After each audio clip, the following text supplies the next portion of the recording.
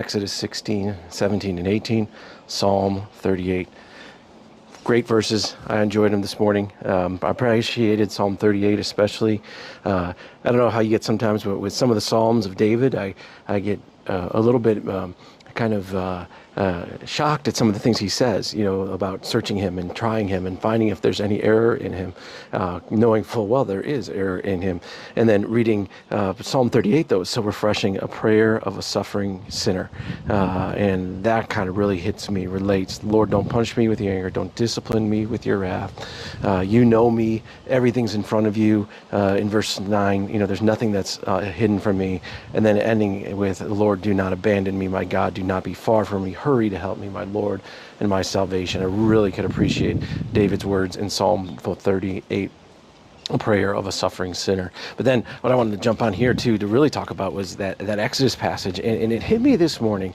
It hit me this morning in this way. Let me flip around here. So we're going to get to Exodus chapter 18 is great. I love Moses' father-in-law Jethro, when he comes and visits and encourages him to delegate out some of the things that everybody was coming to Moses, and Jethro's like, no, this is how it shouldn't be. You're going to delegate some of this stuff. It's going to be better for you. And sure enough, that's what Moses does. But before that, chapter 16 and 17, we've seen God throughout the Exodus journey as it began with the people of Israel leaving Egypt by the 10 signs and wonders that God performed in Egypt. So a definitive act of God happening in Egypt, right? So no doubt God is at hand delivering Israel. They get to the Red Sea, God is at hand, right? They cross the Red Sea.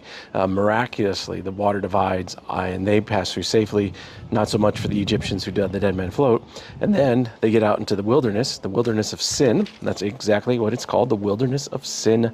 Not because already called that before they even went there, but the wilderness of sin. And in the midst of that wilderness of sin, they start grumbling and complaining again, saying that, God, you've done all of this. Only the Lord, you brought this out here so that we're just going to die. We're going to die by hunger. We have nothing to eat. And God provides them manna and quail and gives them specific instructions on that manna. It's kind of interesting. About 6 days a week they're to work and collect it. And on the seventh day, they're not to work. And they're to collect more than enough for one day on day 6, so that they'll be there on day 7. If they did that any other day, it would go maggoty and bad. Daily, the Lord was teaching him for the 40 years in the wilderness that he will provide their daily bread. And not only that, but also water as well, water from a rock. And the question that comes at the end there, where Moses names it in Exodus 17:7, he says he called the place Massah and Meribah because the Israelites complained and because they tested the Lord, saying, is the Lord among us or not? That's really the question. Is the Lord among us or not? Is he going to come through for us? And the thing I appreciate is that it struck me this time as I was reading through all these miracles, all these signs, all these wonders that God performs for the Israelites. And it's never enough, is it? They always need one more sign, one more miracle, one more miraculous thing in Egypt to get them out. And I think about that sometimes with us too, right? We say, oh, if only I had a sign from heaven, and then I'd know what to do, or then I could trust God, or yada, yada, yada. It goes on and on, different things. We'll say this, but if there's one thing we see with Israel, I mean, God is definitely showing his hands, showing these signs, showing these wonders, working through Moses, and still it's not enough. And I was thinking that, if it wasn't enough for Israel, it probably wouldn't be enough for us.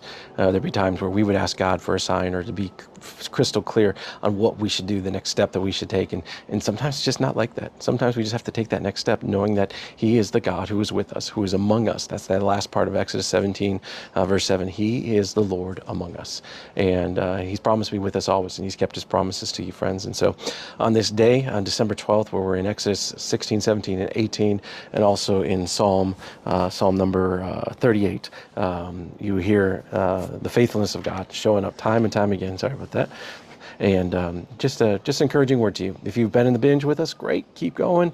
We're almost through Exodus, and next week we'll finish Exodus, and we'll continue to plug away at the Psalms too. But I pray that God's blessing you as you dig into His Word, as you study it with other people, and you see His story is our story, and as we connect our story to His, we're grateful for His mercy and compassion as we see over and over again to the people of Israel, grumbling, complaining, but yet God still providing and still being with them. And we're going to see that in a big way too, coming up here in a few days as we get to Mount Sinai and what happens on that mountain. But